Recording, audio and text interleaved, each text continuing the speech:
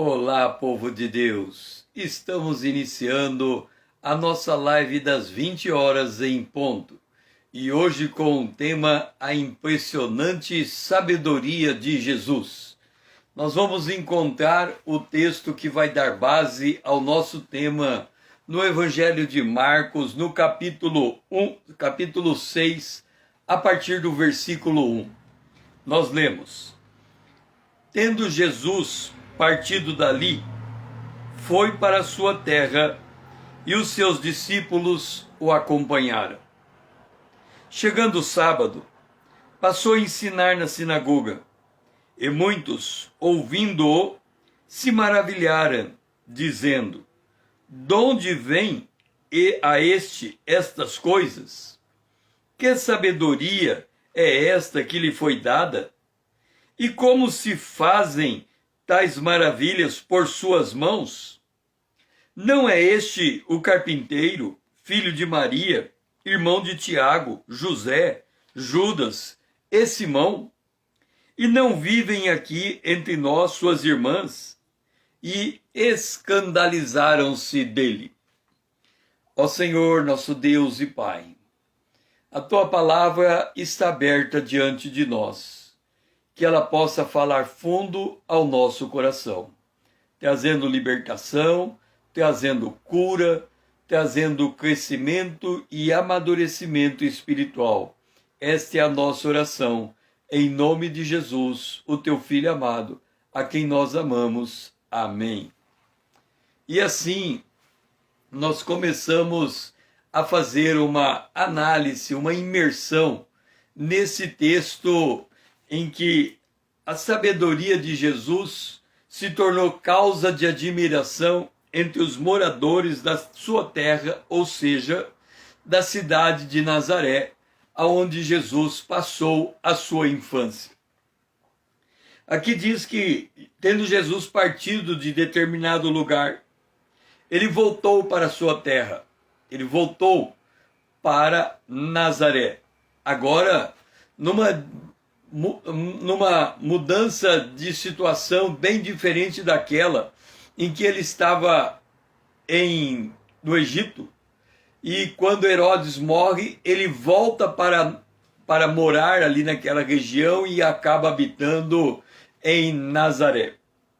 Jesus agora, ele volta acompanhado por seus discípulos. Ele já fizera grandes coisas e o seu ministério era conhecido, como, por exemplo, a cura do endemoniado Gerazeno, a cura de uma mulher enferma, a ressurreição da filha de Lázaro.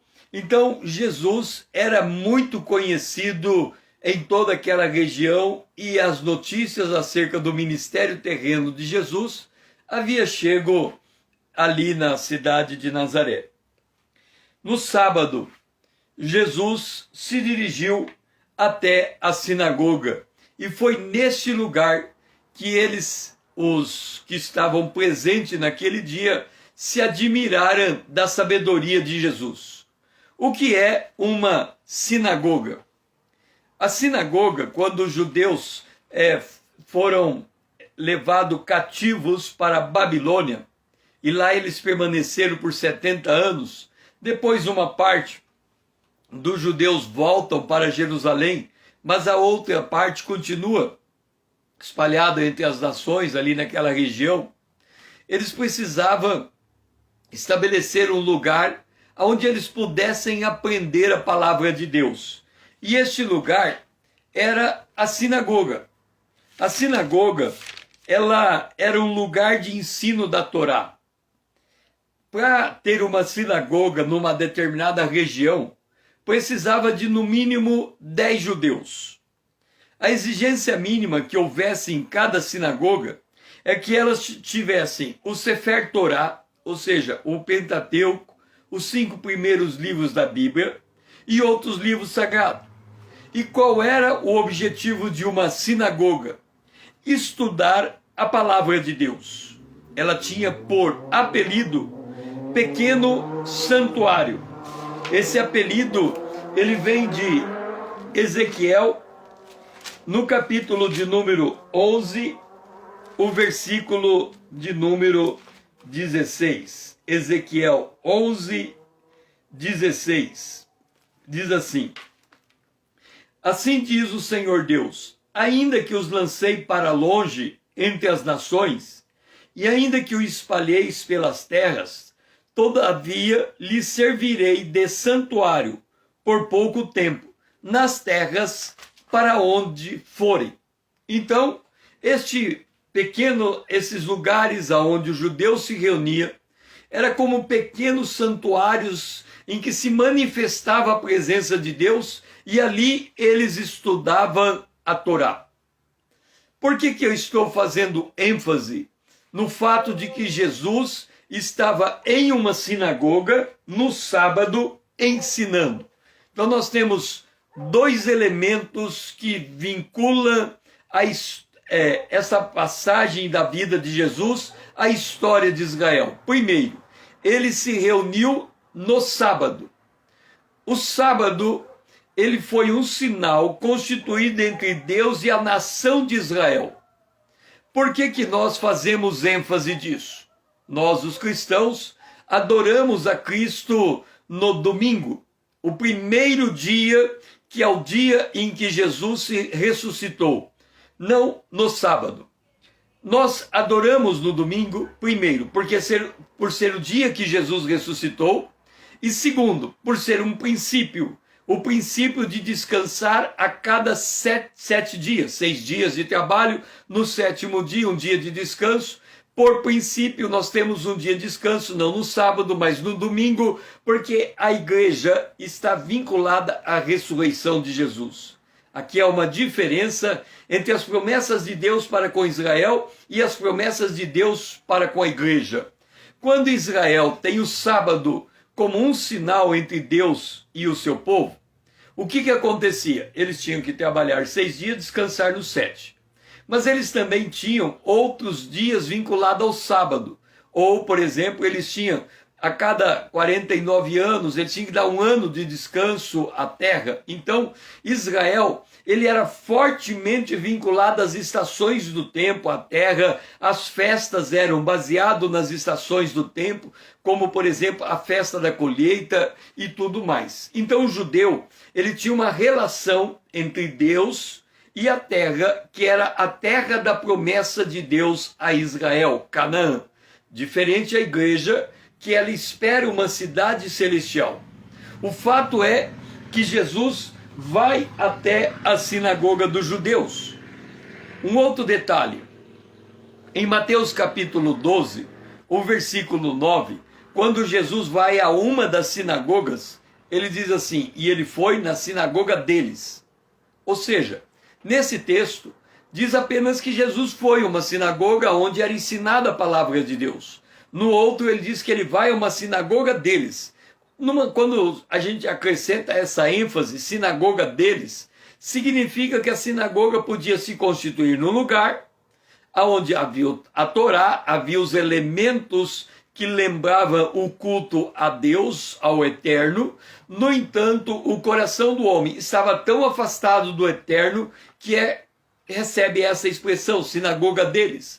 Da mesma maneira que nós encontramos a igreja de Laodiceia, a 7ª igreja do Apocalipse, quando Jesus dá uma palavra de repreensão àquela igreja, e ele diz, eis que eu estou à porta, quer dizer, como quem está pelo lado de fora, batendo, querendo entrar no lugar que devia ser um lugar de culto a Deus. Quando 2 ou 3 estiverem reunidos em meu nome, eu estou no meio deles. Mas se ali tem uma congregação, uma igreja inteira reunida, e Jesus está para o lado de fora, eles perderam o vínculo com a verdadeira igreja. Por isso que Jesus os considera morno, nem frio e nem quente, pronto a ser vomitado para fora. O fato é que a sinagoga, assim como uma igreja, e aqui eu estou falando a igreja instituição, a igreja local de culto, ela pode ser um lugar onde nós aprendemos mais de Deus, ou ela pode ser um lugar onde há um grande distanciamento de Deus, em que pese o fato dos elementos de culto se fazerem presente. Um outro detalhe que nós precisamos chamar a atenção é que Jesus vai ao sábado na sinagoga e ele começa a ensinar. Aqui está. Ele vai, e tendo Jesus, Marcos capítulo 6, versículo 1. Chegando o sábado, passou a ensinar na sinagoga.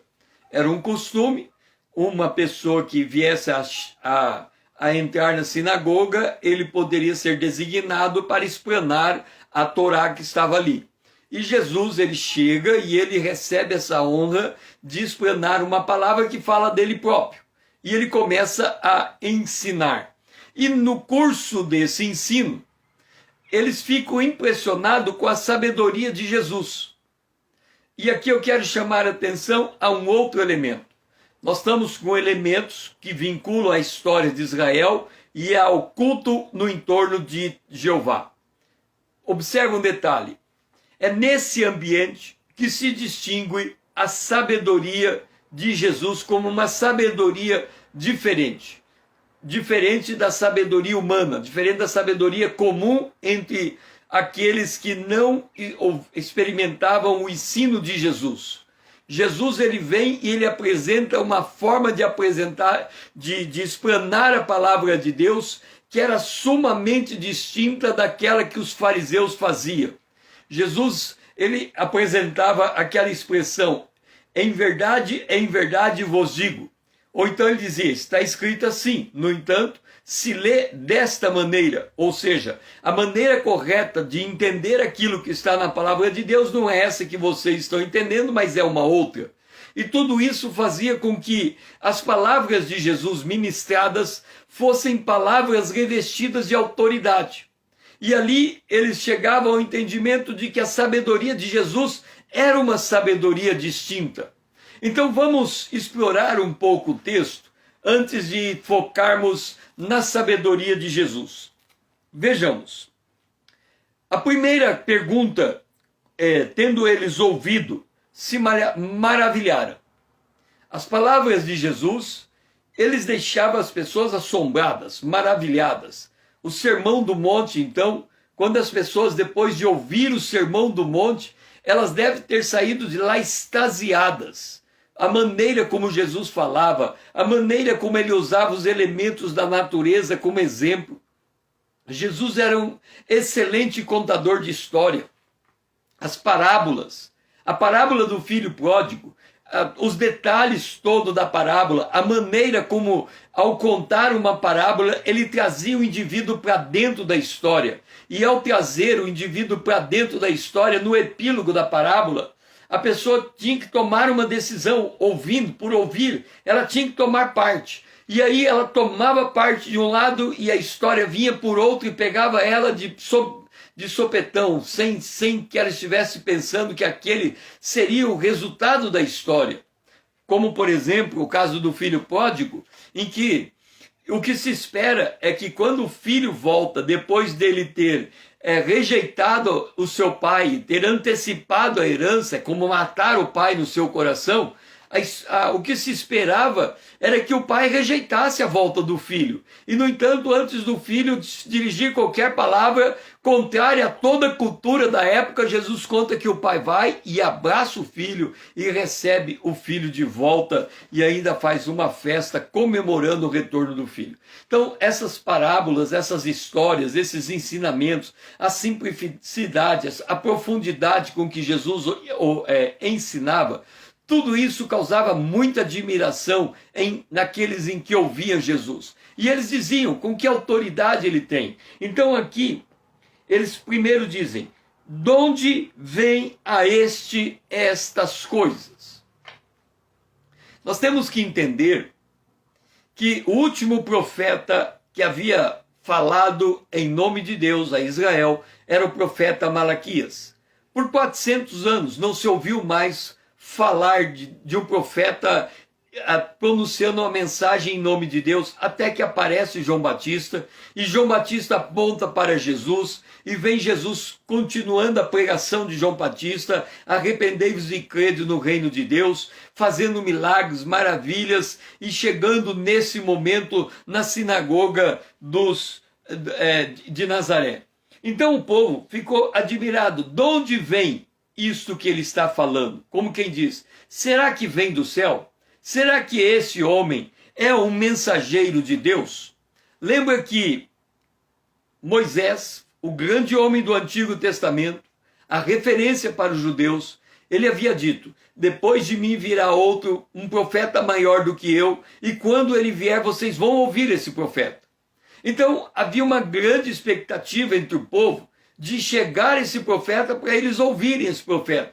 Então, quando eles estão indagando da onde vem esse poder, essa unção, essa capacidade, essa habilidade, essa palavra de Jesus, eles estavam, no fundo, querendo fazer uma conexão daquilo que vinha do céu. Seja bem-vindo, Meg. Daquilo que vinha do céu. Então, o desejo deles era ter um encontro com um profeta e ouvir as palavras desse profeta.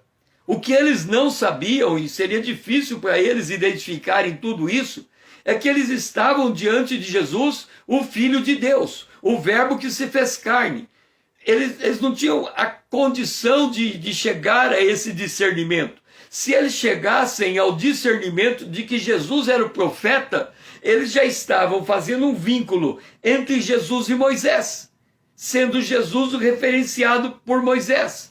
Aí eles entenderiam que Jesus era o profeta, depois entenderiam que Jesus era o Messias, depois entenderiam que Jesus era o Cordeiro de Deus, depois entenderiam que Jesus era o Filho de Deus. Seria essa a lógica deles. Mas naquele momento eles não tinham convicção de quem era Jesus. E então eles queriam essa conexão entre Jesus e da onde vinha o poder, a autoridade, a sabedoria para que ele falasse o que ele estava ensinando. Então diz, de onde vem estas coisas? O segundo questionamento deles é, que sabedoria é esta que lhes foi dada? Aqui nós temos que entender sobre o que é, por que eles distinguiram a sabedoria de Jesus como algo distinto. Vamos antecipar uma coisa.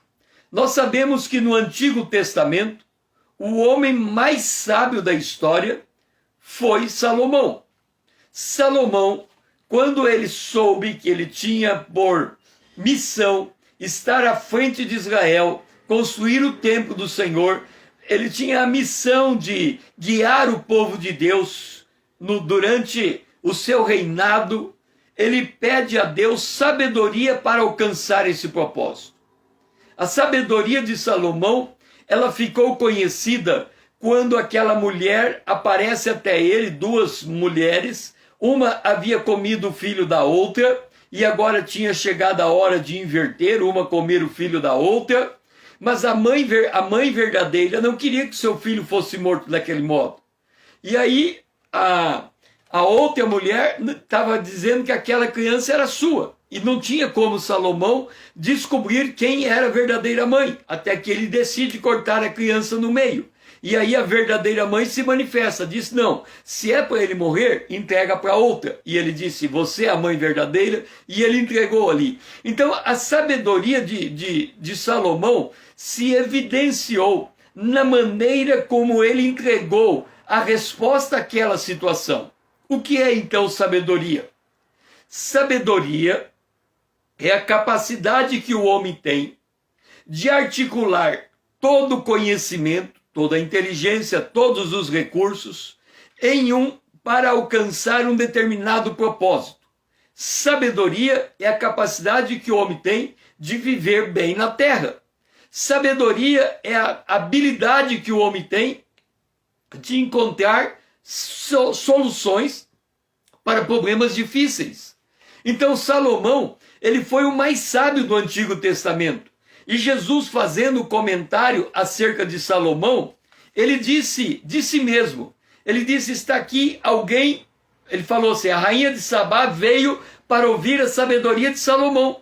E aqui está alguém que é maior do que Salomão. E olha, Jesus também, ele tem momentos que ele produz uma sabedoria equivalente até maior do que Salomão, Quando, por exemplo, pergunta sobre pagar impostos. É lícito pagar impostos a César?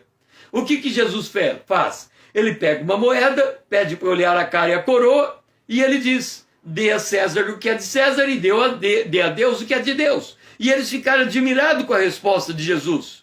Ou aquela mulher pega em flagrante adultério, e a multidão dizendo que Jesus devia tirar a pedra naquela mulher. Assim dizia a lei de Moisés. E Jesus escreve na areia. E aí eles falam, e eles ficam sem saber o que fazer, e Jesus levanta a cabeça e diz: quem não tem pecado, atire a primeira pedra. E todos saem. Então a sabedoria de Jesus, ela tinha esse componente prático, que diante de uma situação controversa, ele sabia encontrar a exata palavra para resolver a contenda, para dissipar o conflito, para dar uma resposta de Deus a uma situação que os homens não sabiam o que fazer diante dela. Então, Jesus, ele tinha esta sabedoria. E depois nós vamos voltar a dar uma dimensão, ou falar mais acerca desse ponto, da impressionante sabedoria de Jesus. Por fim, eles falaram assim: e como se fazem, a terceira pergunta, que são 4, e como se fazem tais maravilhas por sua mão? Por certo, quando Jesus a ensinava, ele contou os exemplos, ele contou o que ele fez no seu ministério até chegar ali. Porque na cidade de Nazaré, ele não pôde realizar grandes milagres. Mas ele deve, talvez, ter contado acerca do ministério dele, da caminhada dele até ali, e a maneira como ele foi contando deixou os judeus, aqui diz assim, olha só: muitos, ouvindo, se maravilharam. Mas olha o que vai acontecer lá na frente.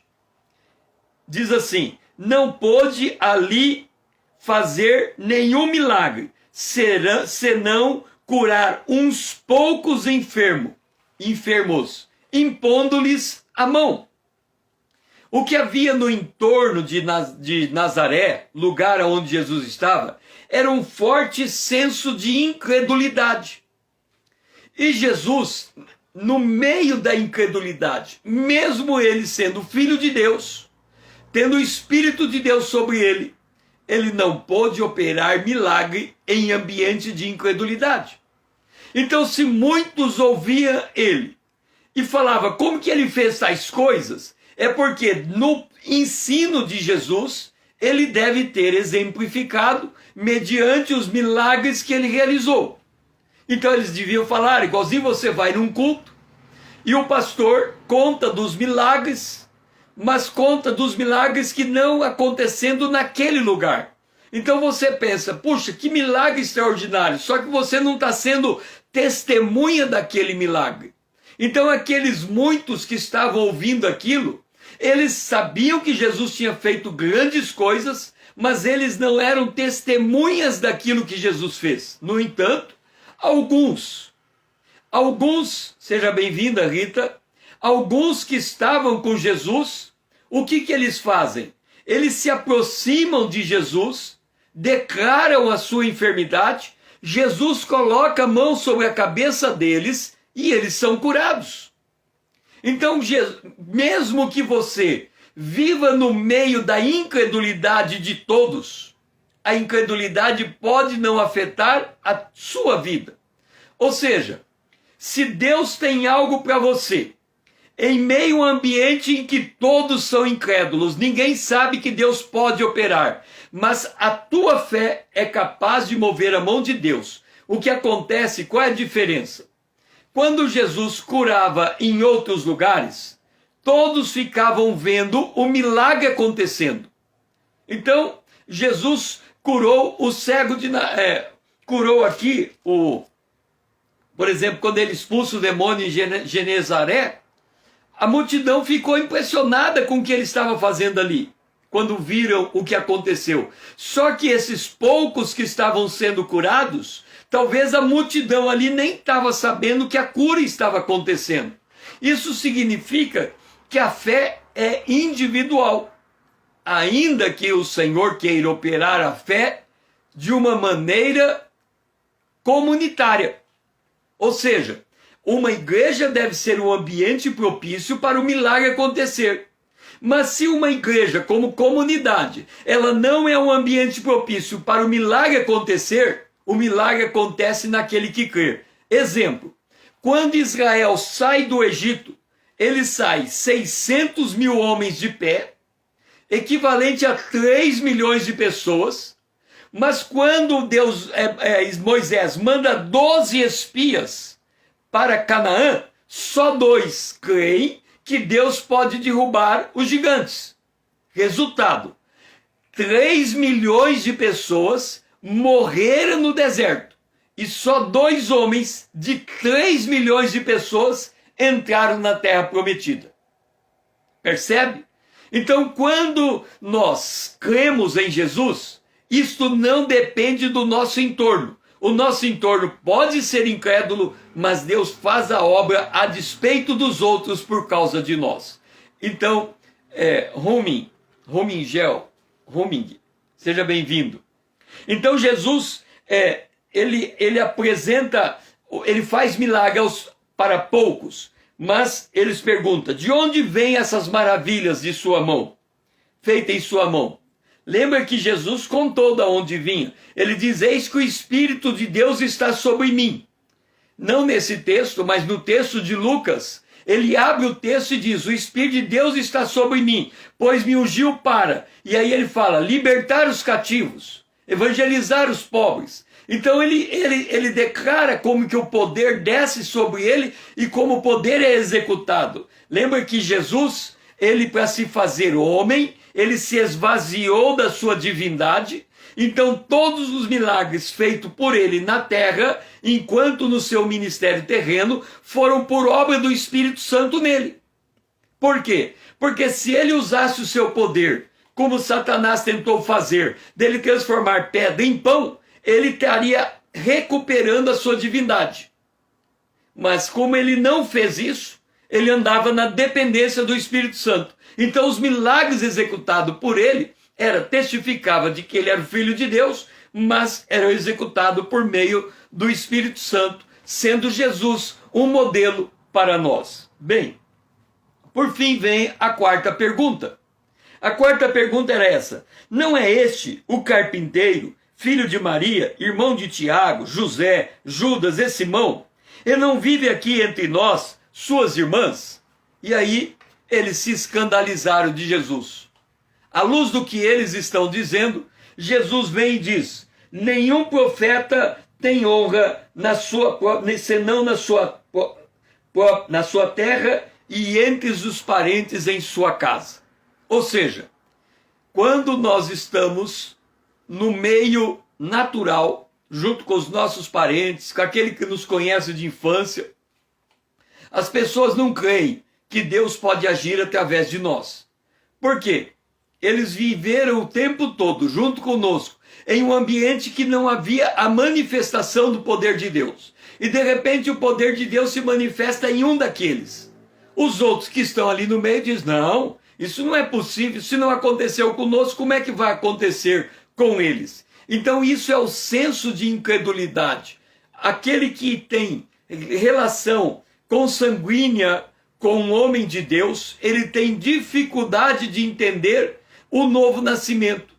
Os discípulos de Jesus, por exemplo, seguiam Jesus, os seus irmãos não. Só depois da ressurreição de Jesus é que os seus irmãos, entre eles Tiago, que inclusive escreve uma das cartas, não, Tiago não, Judas que está aqui, escreve uma das cartas, que era irmão de Jesus, né? Então, aí sim ele se converte a Jesus. Até chegar este momento, eles estavam incrédulos em relação a Jesus. Então, a cidade também manifestava aquele grau de incredulidade.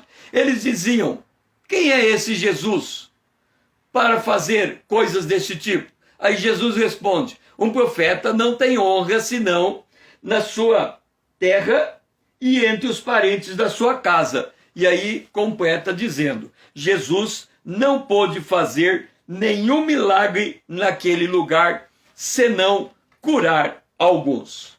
Bem, este é o cenário em que vem essa pergunta. Eles se maravilharam por causa da sabedoria de Jesus. Como que nós vamos entender a sabedoria de Jesus? Quando nós lemos, deixe-me ler aqui, 1 aos Coríntios, capítulo 1,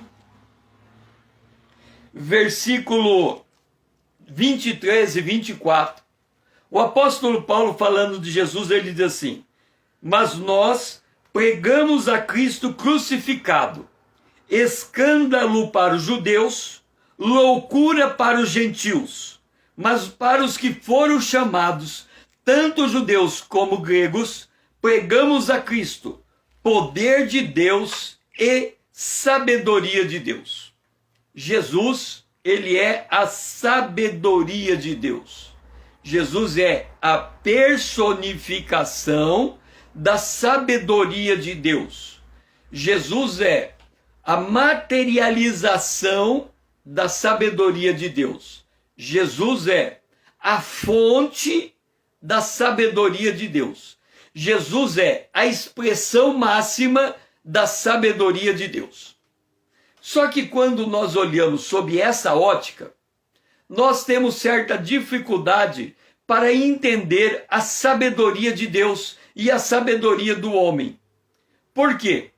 Porque se por um lado Jesus é a personificação da sabedoria de Deus, por outro lado, Jesus tinha a sabedoria de Deus. Como é que nós vamos fazer essa distinção entre ser a sabedoria e ter a sabedoria de Deus? Vamos para Lucas, no capítulo de número 1, falando de Jesus, no capítulo de número 2, olha a respeito de Jesus. No verso de número 40, veja que Jesus é um modelo para nós. Eu não estou aqui fazendo uma análise de Jesus como personificação da sabedoria de Deus, mas eu estou aqui fazendo demonstrando que Jesus era um homem que tinha ou se encheu da sabedoria de Deus. Há uma diferença entre ser personificação e ser cheio. Vamos considerar Jesus sendo cheio. Você me pergunta, César, por que você faz a distinção entre Jesus personificado de sabedoria e Jesus cheio de sabedoria? É porque quando nós dizemos que Jesus é personificado de sabedoria, ele é o Filho de Deus, distinto de nós que somos filhos adotados de Deus. Então há uma distinção entre quem Jesus é e quem nós somos. Mas quando nós olhamos que Jesus se encheu da sabedoria de Deus, aí Jesus é o modelo de Deus para nós. A maneira como ele se enche da sabedoria é a maneira como nós devemos ser cheios da mesma sabedoria de Deus. E é esta a forma como eu vou examinar a sabedoria impressionante de Jesus. Em Lucas capítulo 2, verso 40, diz acerca de Jesus: e crescia o menino e se fortalecia, enchendo-se de sabedoria, e a graça de Deus estava com ele. Observa, Jesus ele foi cheio de sabedoria. Portanto, eu e você podemos também sermos cheios da sabedoria de Deus. Quando Jesus aqui ele se apresenta como cheio de sabedoria de Deus, ele vai na sinagoga. Lembra que ele estava na sinagoga ensinando. Quando ele tinha 12 anos, ele também vai na sinagoga, porque era costume de Jesus ir na sinagoga. Agora eu quero chamar a sua atenção ao que Jesus fazia numa sinagoga com 12 anos de idade. Presta atenção. Verso 46. A mãe de Jesus e o pai estão procurando por Jesus. E lemos: 3 dias depois, o acharam no templo, assentado no meio dos doutores. Olha agora o que ele fazia: ouvindo-os e interrogando. Note que Jesus, com 12 anos, antes dos 12, diz que ele crescia em sabedoria. E aos 12, ele está diante de doutores. Quem são doutores? Aqueles portadores de sabedoria, por sua experiência, pelo seu estudo, por sua capacidade, por sua habilidade. Então, para Jesus, do ponto de vista natural, os homens mais sábios de Israel eram aqueles que estavam no templo ensinando o Torá. Então Jesus está aonde? No templo aprendendo o Torá. E aí vem uma pergunta: você está buscando se encher da sabedoria de Deus? O que você tem feito para se encher da sabedoria de Deus? Você está no lugar aonde a palavra de Deus é ensinada, debulhada, detalhada? É ali que você está? Você está com seus ouvidos abertos para aprender de Deus? Jesus fez isto. Ele vai no templo e ele começa a perguntar. Observa, a maneira de encher da sabedoria de Deus é se instrumentalizar com a pergunta. Se nós não fizermos pergunta à palavra de Deus, nós não vamos aprender de fato. E note uma coisa, quando Jesus fazia perguntas, olha o que acontecia. No verso 47, e todos os que ouviam, muitos se admiraram da sua inteligência e das suas respostas. Observa que no verso anterior, Jesus fazia pergunta e ouvia. No verso posterior, eles se admiravam de uma das respostas de Jesus. Aí você pode dizer assim: César, quer dizer que Jesus fazia pergunta e ele mesmo respondia? Não necessariamente. Acontece que se você fizer uma excelente pergunta para alguém, que ele não sabe da resposta, e ele se esforça, e depois de um tempo se esforçando, ele entrega a resposta, ele percebe que ele só alcançou aquela resposta, ele só elevou o seu conhecimento, porque ele respondeu uma excelente pergunta. De novo, você quer se encher de sabedoria? Você tem que aprender a perguntar. E uma boa pergunta leva a quem está respondendo a elevar também o seu saber por causa da pergunta. Então, a pergunta é o verdadeiro instrumento de troca de conhecimento. Quando nós ouvimos passivamente, não estamos necessariamente aprendendo. A verdade apenas está passando por nós. Mas quando nós fazemos perguntas objetivas, profundas, interessadas no verdadeiro conhecimento do objeto do ensino, então nós estamos crescendo em sabedoria. E foi o que aconteceu com Jesus. Agora, para nós entendermos então a sabedoria de Jesus, nós vamos ter que nos socorrer com Tiago, capítulo 3, a partir do verso número 13. Tiago, a partir do verso 13, ele diz assim, olha a pergunta dele: quem entre vós é sábio e inteligente? Então, Tiago está procurando alguém sábio e alguém inteligente. Inteligente.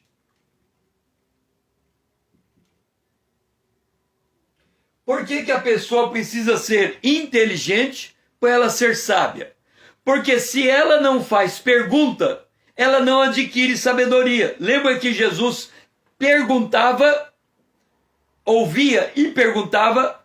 Perguntar é demonstração de inteligência. Sabedoria é alcançada por causa das perguntas. Então Tiago vem e diz: quem é sábio e inteligente? Aí Tiago vai dizer assim: se alguém aqui é sábio e inteligente, ele vai dizer: as obras mostram.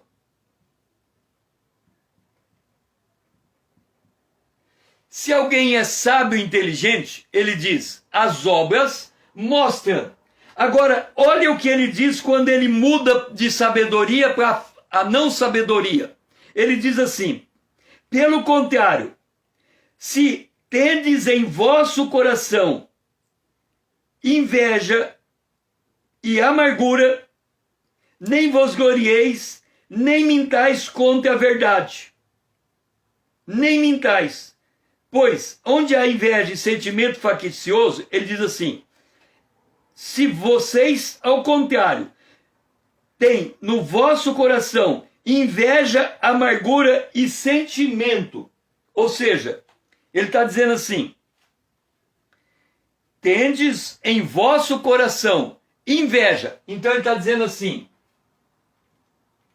coração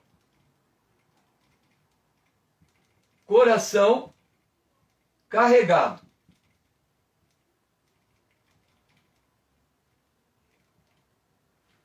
Agora, observa um detalhe. Quando Tiago vai dizer que ele está procurando um homem sábio e inteligente, ele diz assim: o homem sábio e inteligente, você observa pelas obras que ele realiza. Mas um homem que não é sábio e inteligente, você percebe pela natureza do coração dele. E aí ele vai dizer qual é a sabedoria do coração. Ele diz assim: a sabedoria do coração, ela é, em primeiro lugar, ele diz aqui, ela é terrena,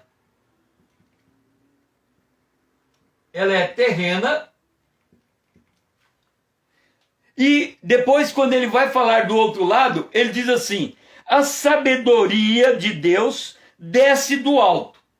Então, a sabedoria de Deus é do alto, ou do céu.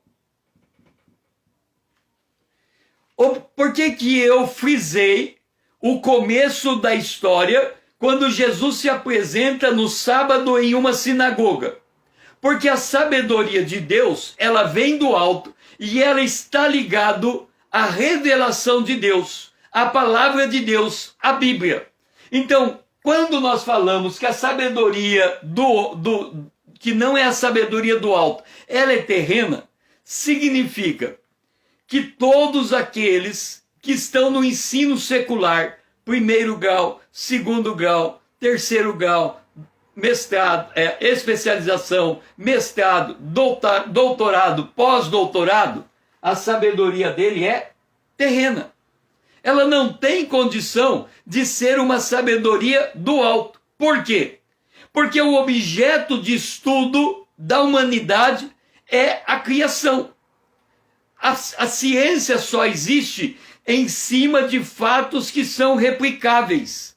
A sabedoria que é do alto, ela é em cima do mundo invisível. Deus é invisível. O mundo foi feito da palavra de Deus. O mundo foi feito daquilo que não é visível, do invisível. Então não há como aquele que cultiva a sabedoria terrena, que aprende desse mundo, que aprende nos bancos escolares, que aprende de mentores, adquira por si a sabedoria que vem do alto.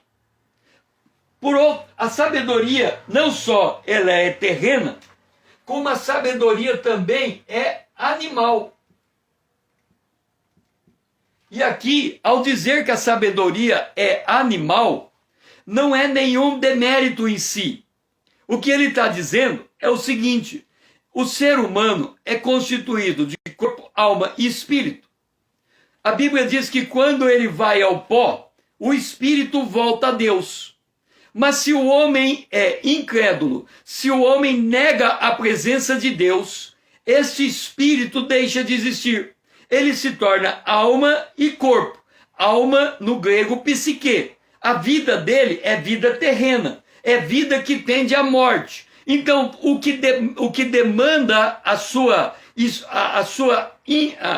o seu interrelacionamento com esse mundo são os 5 sentidos. Aquilo que ele é capaz de ver, aquilo que ele é capaz de ouvir, aquilo que ele é capaz de provar, aquilo que ele é capaz de tocar e aquilo que é capaz de cheirar. Ou seja, e aquilo que é o seu instinto natural. Então ele, uma vez que ele se poldou, que ele tirou dele qualquer contato com a divindade, o que restou é sua parte animal.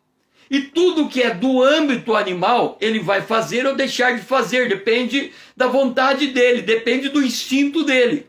Então nós temos aberrações do comportamento humano, para quem tem visão espiritual, que ele não entende aquelas aberrações. Mas por que elas acontecem? Porque o indivíduo está numa esfera animal. Ele não tem as leis de Deus norteando a sua vida. O Salmo de número 2 diz assim: por que os povos se amotinam e pensam coisas vãs? Por que os reis macomunos se ajuntam contra o príncipe e contra o seu ungido, dizendo: rompamos as suas cordas, cortamos as suas ataduras? O que isso significa? Significa que o mundo está cada vez caminhando para uma situação que ele corta completamente os laços divinos.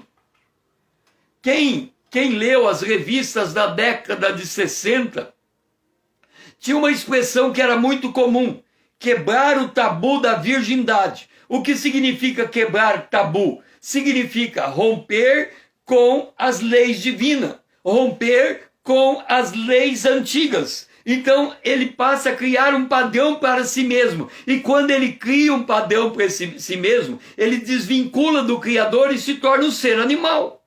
O homem é um animal racional. O bicho é um animal irracional, mas é animal. Ele não tem vínculo com a divindade. Isso significa ser animal. E quando ele tem sabedoria terrena animal, ele também passa a ter uma sabedoria diabólica, uma sabedoria demoníaca.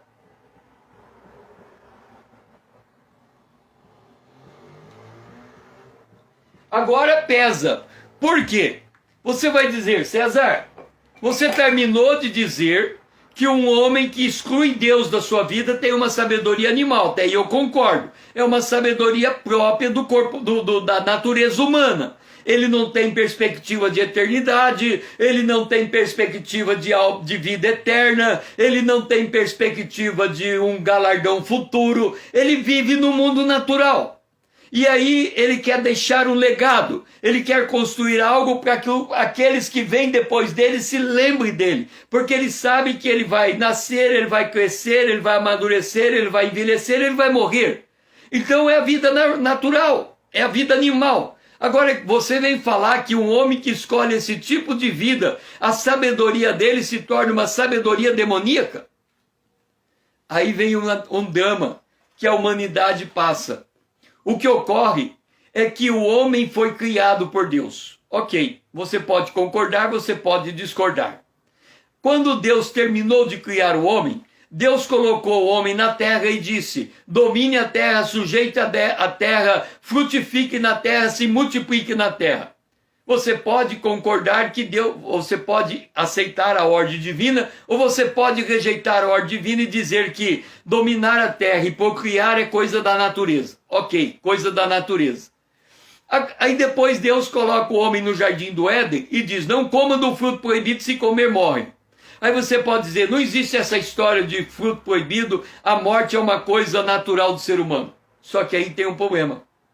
É que quando Deus dá ordem para o homem dominar a terra e multiplicar na terra, quando Deus dá ordem para o homem não comer do fruto proibido, senão ele morre, Deus está dizendo que ele é senhor do homem, e que o homem está subordinado a ele, e que o homem vai responder a ele pelas suas atitudes. Por isso que a Bíblia diz: o salário do pecado é a morte. Por outro lado, quem não aceita isso, quem não aceita que o salário do pecado é a morte, ele vai viver a sua vida e vai morrer igual. Só que a Bíblia diz que depois da morte vem o juízo. E aí ele vai chegar de uma maneira ou de outra na presença de Deus. Mas enquanto isso não acontece, acontece que o homem foi feito para estar sob sujeição.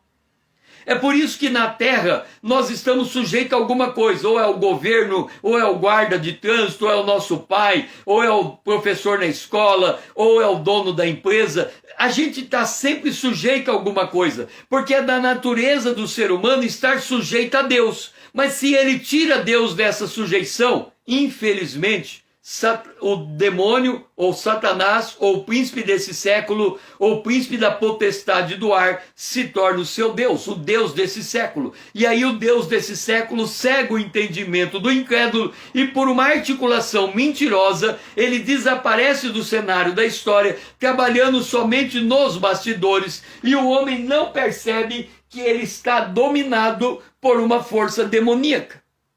Percebe a dificuldade? Por outro lugar, a sabedoria de Deus é do alto.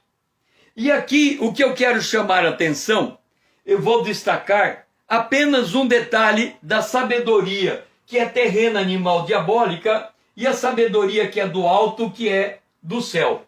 E o que eu quero destacar é o que Tiago diz aqui. A sabedoria do alto, ela tem o coração, ela tem inveja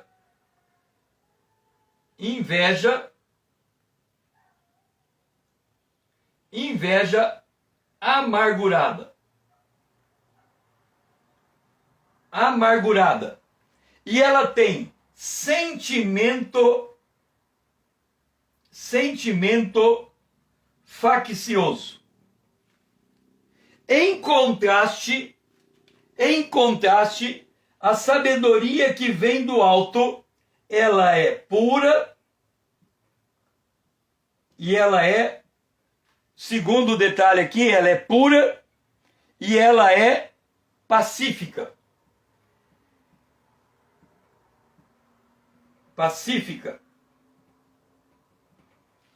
Vamos ficar nesses dois elementos por causa do tempo.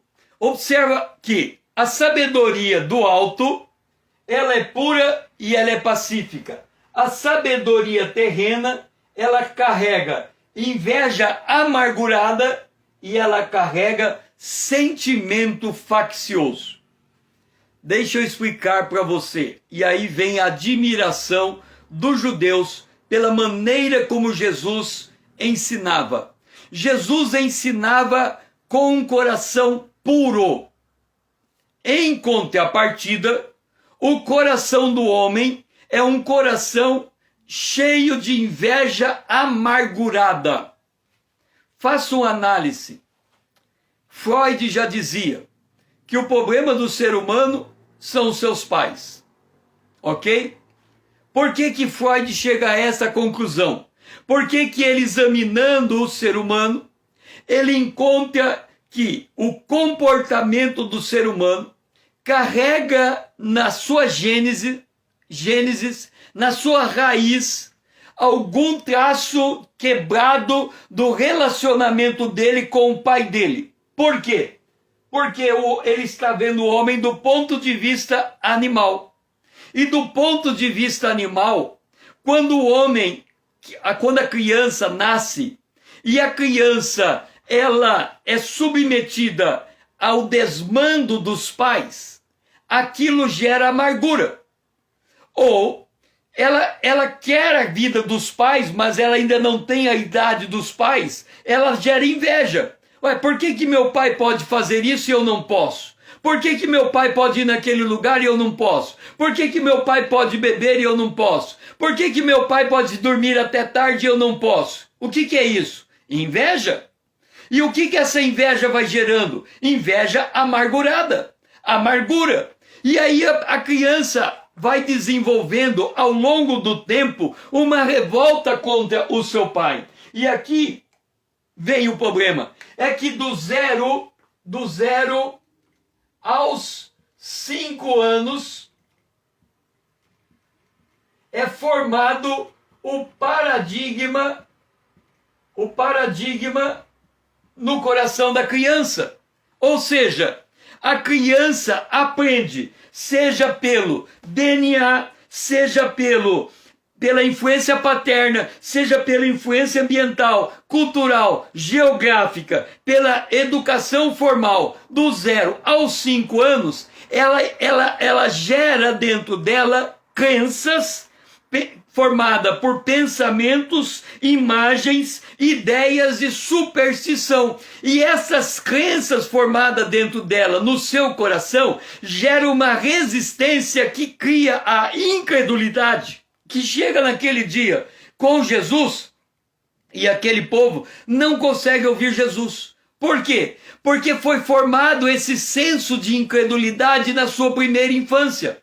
E aí vem a admiração deles pela sabedoria de Jesus, que é uma sabedoria pura e pacífica. Ou seja, Jesus não carregou ranço de infância, ele não carregou a amargura de infância. A Bíblia diz: bem-aventurados limpos de coração. Quando Jesus crescia, ele crescia se fortalecendo, ele crescia se enchendo de sabedoria de Deus. Ele crescia dirigido por Deus, conduzido por Deus, ele crescia na presença de Deus. Então Jesus, mesmo sendo verdadeiramente Deus, ele se submetendo ao processo humano de crescimento, ele chegou àquela idade perfeitamente puro, sem pecado, sem mancha. E isso era uma coisa do coração. Por quê? E aqui mora o drama humano.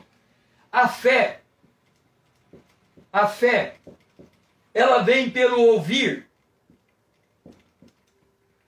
O ouvir precisa ser trabalhado até você compreender. Quando você compreende, o ouvir muda o que você sente. Ele tira essas coisas carregadas do coração, porque a Bíblia diz que do coração procede os maus pensamentos, do coração procede os maus desígnios, os homicídios e tudo mais. É o que contamina o homem, é o que sai do homem. E é isso que impede o homem de ter uma vida condizente, alegre, feliz, próspera, diante de Deus e dos outros homens. Jesus, ele veio como Cordeiro de Deus que tira o pecado do mundo para restabelecer nosso equilíbrio emocional, para restabelecer as condições do nosso coração, para preparar o nosso coração para ser uma morada permanente de Deus. É por isso que a sabedoria de Jesus é uma sabedoria tão desejável. O poder de Jesus é um poder tão desejável. O apóstolo Paulo diz que nós devemos orar para que o nosso homem interior seja fortalecido, para que Cristo habite em nosso coração. Então, o que nós devemos fazer é: Senhor, trata com o nosso coração. Tira dele os distúrbios, a amargura, o rancor, o remorso, a dor, o sofrimento, aquilo que faz com que eu sinta tristeza pelas coisas que eu vivi, e renova o meu coração, me dá um coração novo, um espírito reto, para que através de um coração novo e um espírito reto, eu possa viver diante de ti uma nova vida. O que você está pedindo ao fazer essa oração? Senhor, que eu possa nascer de novo. E é esta mensagem que Jesus veio trazer. Ele veio dizer: olha, eu tenho um coração puro, eu tenho um coração pacífico, vem a mim, você que está cansado e oprimido, eu vos aliviarei, aprenda de mim, que sou manso e humilde de coração.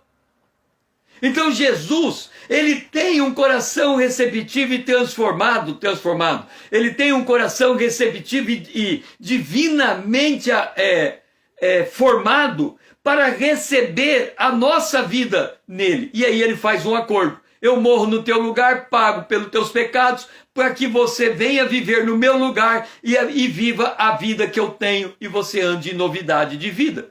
Esse é o convite de Jesus. Ele diz: olha, você, por sua força, por sua sabedoria, porque você carrega consigo a natureza terrena animal e acaba sendo influenciado pelo diabo, eu venho para te libertar do império das trevas e transportar para o reino do Filho do amor de Deus, do meu reino, o reino de Deus. E quando você entra na dimensão do reino de Deus, há uma mudança no seu coração. Se você, esta noite, conseguiu enxergar isso, conseguiu entrar nesse ambiente, eu vou chamar de religioso, porque eu estou falando da palavra de Deus, colocando você em contato com Jesus. Se você conseguiu entender o verdadeiro propósito da vida de Jesus, você pode agora ter essa nova vida, entregando a sua vida a Jesus. Basta reconhecer que ele morreu pelo seu pecado e ressuscitou para te dar essa vida, uma vida com o coração transformado.